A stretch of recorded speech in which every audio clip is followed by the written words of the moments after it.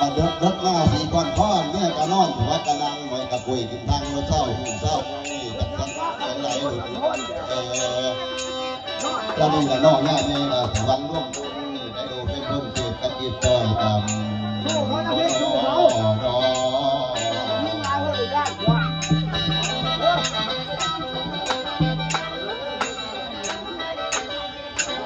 จะมันว่าเรื่องหน้าจะว่าฟังเมื่อเจ้าที่ไม่เบาปีนเปิดกับรับตัวบุคคลเดือดบ้านเตาอยู่ไปถึงในเตาเปิดแต่เด็กเตาปีตายร่างกาย